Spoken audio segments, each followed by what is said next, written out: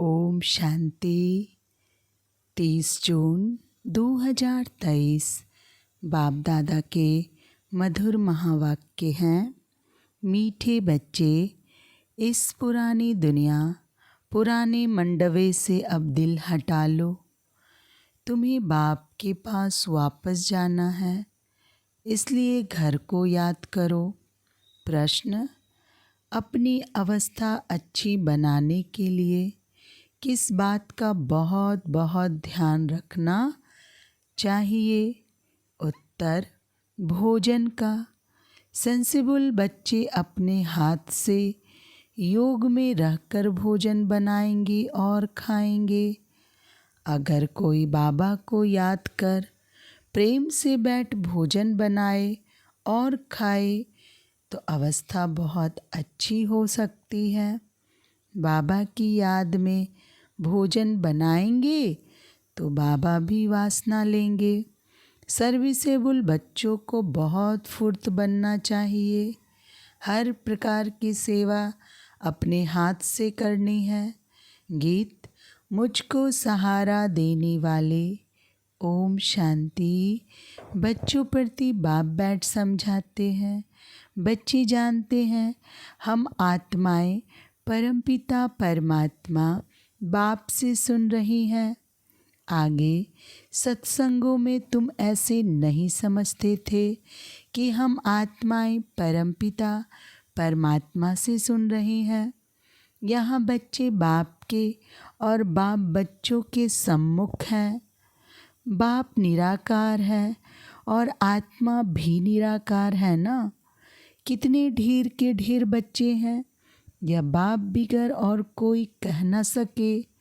जो बाप के सम्मुख ब्राह्मण ब्राह्मणियाँ हैं उनको ही बाप बैठ समझाते हैं। तुम जानती हो इस समय सब पाप आत्माएं हैं। यह कोई पुण्य आत्माओं की दुनिया नहीं है। पुण्य आत्माओं की दुनिया सतयुग को कहा जाता है। अभी तुम बच्चों को बेहद का बाप राजयोग सिखला रहे हैं।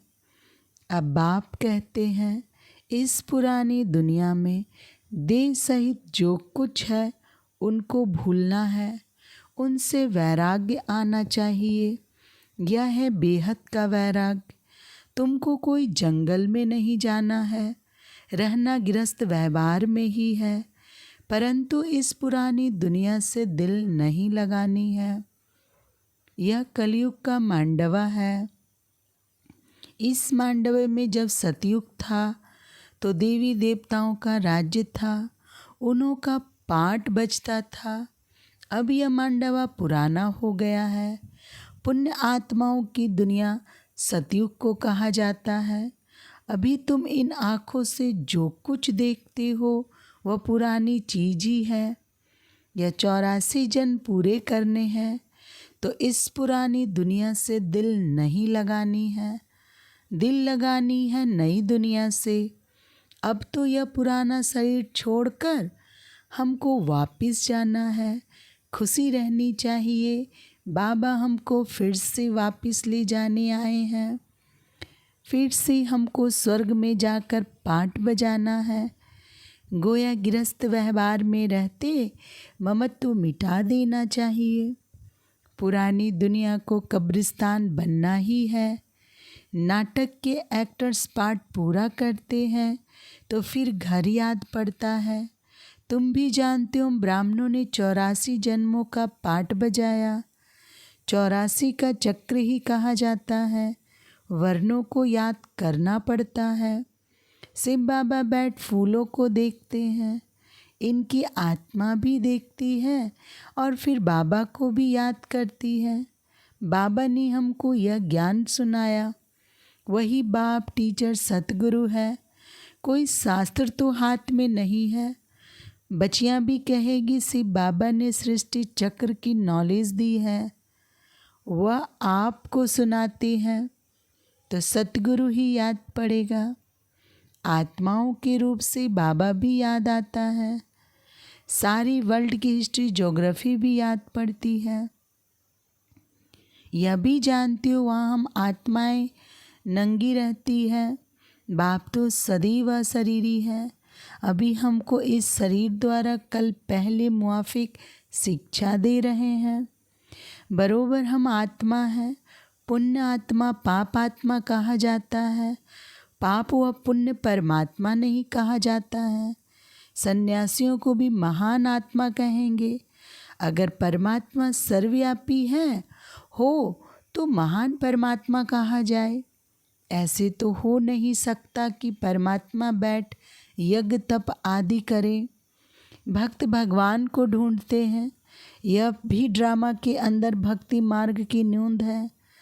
तुमको फिर से 21 जन्म सुख भोग, फिर 63 जन्म भक्ति मार्ग के अंदर चक्र में आना है।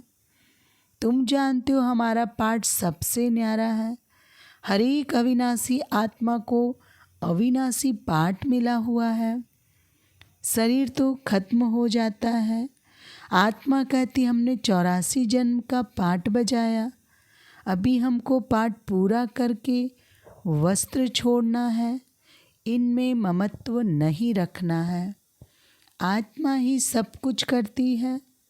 आत्मा पढ़ती है, कहती हमने इतना पढ़ा है।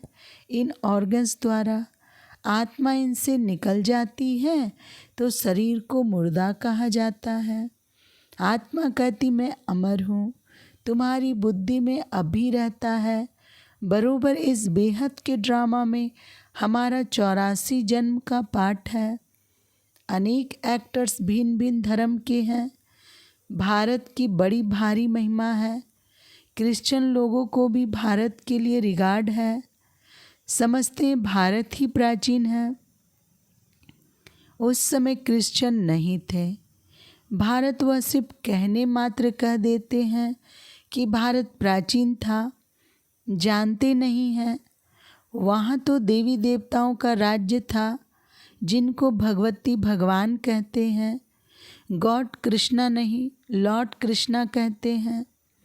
कृष्णा के अथवा देवताओं के बहुत पुराने चित्र मांगते हैं, क्योंकि फिर भी सबके बड़े हैं ना देवी देवताएं। भारत की बड़ी महिमा है। गीता में अगर नाम ना बदलते तो सब जानते कि हम मनुष्य आत्माओं के बाप का यह भारत खंड जन्म स्थान है।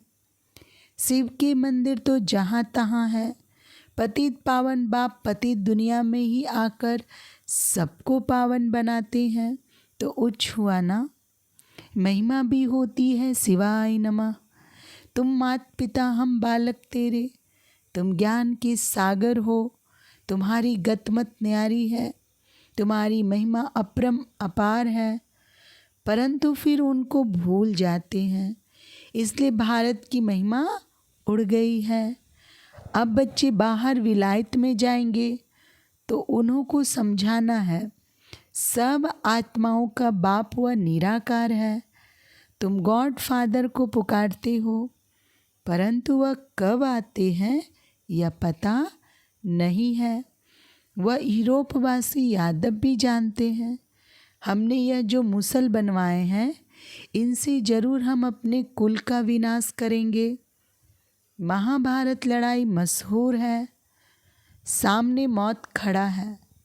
भारत प्राचीन है तो उसके मददगार भी बहुत बनते हैं। समझते हैं भारत बहुत धनवान था। इतना तो खजाना था जो बाद में मुसलमानों ने हीरे मनिया आदि ले जाकर कब्रों में लगाई है। बच्चे जानते हैं बरोबर भारत में देवी देवताओं का राज्य था। अभी हम फिर से वह राज्य ले रहे हैं। सिवाय योग बल के कोई विश्व का मालिक बन न सके। क्रिश्चियन लोग हैं एक ही धर्म के, फिर भी आपस में लड़कर अपने कुल का विनाश कर देते हैं। यादव कुल वाले मुस्लिमों द्वारा आपस में लड़ते हैं। यह जानते हैं कि बॉम्ब से सारी दुनिया ही उड़ जाएगी, हम राज्य कर नहीं सकेंगे।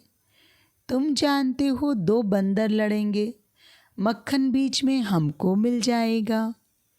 तुम पुरुषार्थ कर रहे हो।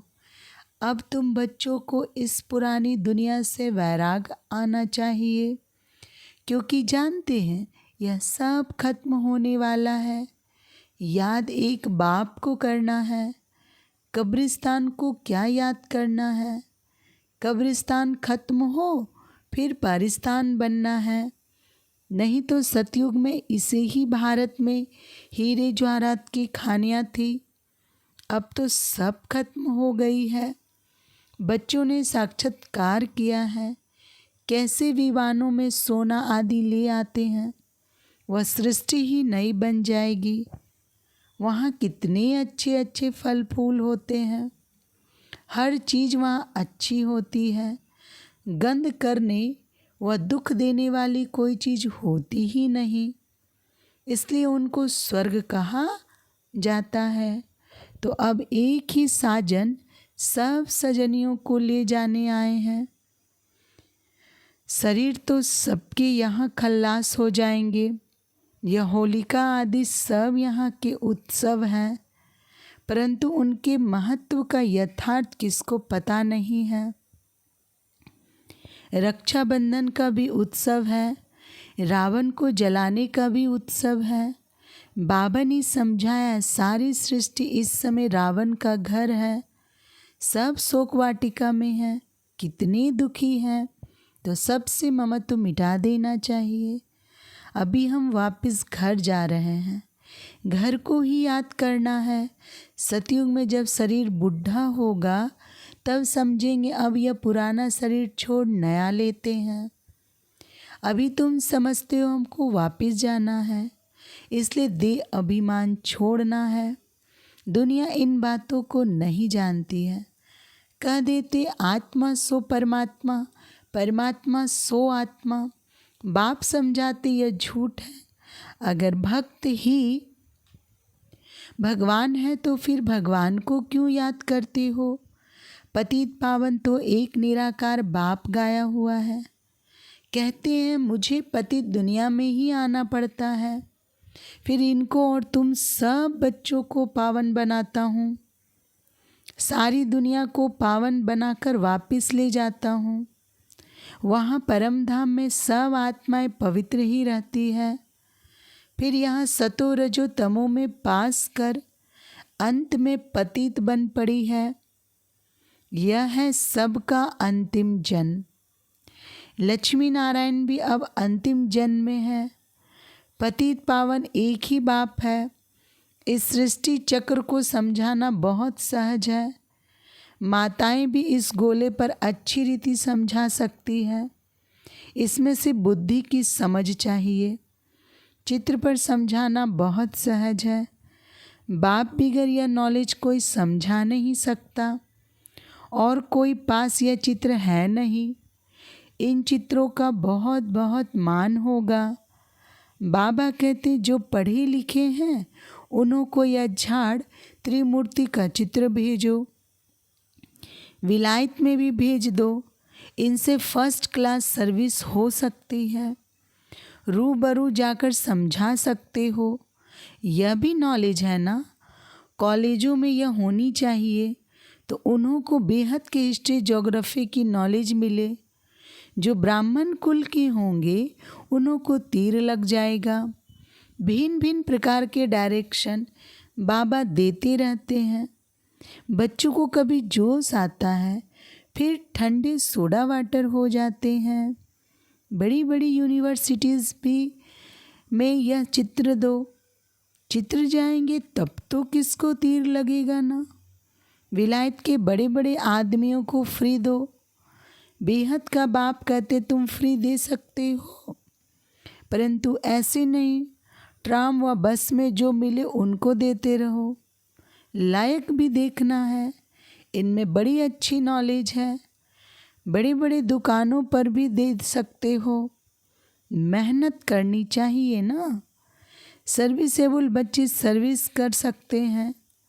हर एक की अपनी अपनी सर्विस है। माताओं को भी घर में सर्विस करनी है। चित्र उठाकर फिर प्यार से बैठ समझाओ। छोटे छोटे बच्चों को चित्र पर बताया जाता है ना। कोई 4 मास का बच्चा है, कोई 6 मास का, कोई 2 मास का। अब तुम्हारी बुद्धि में है कि 84 जन्म कैसे लेते हैं। अब ब्राह्मण बने हैं, फिर देवता बनेंगे, फिर क्षत्रिय। ऐसे ऐसे अपनी सी बातें करनी चाहिए। तुम पारलौकिक बाप से बातें करने वाले हो। यह है विचार सागर मंथन करना। जितनी सर्विस करेंगे उतना इजाफा मिलेगा। तुम गॉडली सर्विस पर हो। बाबा कहते भल गृहस्थ व्यवहार की संभाल करो, 8 घंटा इस सर्विस में लगाओ, तुमको बेहद का खजाना मिलता है। सारा दिन बुद्धि में यह सौदर्शन चक्र फिरना चाहिए। 84 का चक्र याद आना चाहिए। यह भूल क्यों जाते हो? जितना सिमरन करेंगे उतना बाप के गले का हार बनेंगे, फिर विष्णु के गले का हार बनेंगे। घड़ी घड़ी बच्चों को समझाया जाता है, यहाँ धारणा अच्छी होगी, क्योंकि यहाँ कोई मित्र संबंधी आदि तो है नहीं। सर्विसेबल वह जो सारा दिन सर्विस में लगा रहे, बाबा की मुरली सुने, रिपीट करे, नोट करे। टीचर समझते हैं हमारे स्कूल से बहुत पास हो निकले तो गवर्नमेंट इजाफा देगी। तुम ब्राह्मणों को भी ऐसा रहना चाहिए। हम झुंड का झुंड अच्छा तैयार कर बाबा के पास ले जाएं। इसको कहेंगे सेंसिबल। अगर कोई मेहनत नहीं करते तो रिपोर्ट आती है, आराम तो हराम है। टीचर ऐसा फुर्त होना चाहिए जो 10 सेंटर संभाले, इधर उधर भागता रहे। 5-6 घंटा नींद काफ़ी है, बाकी मेहनत करनी चाहिए। अच्छे सेंसिबल बच्चे कोशिश कर भोजन भी अपने हाथ से बनाएंगे। बाबा को याद कर प्रेम से बैठ भोजन बनाए और खाए तो अवस्था बहुत अच्छी रहेगी। बाबा भी चाहते अपने हाथ से बनावे। बाबा को याद कर बनाएंगे तो बाबा को भी वासना मिलेगी। बाप की याद से बहुत अच्छी उन्नति होगी। स्वदर्शन चक्र फिराते रहो।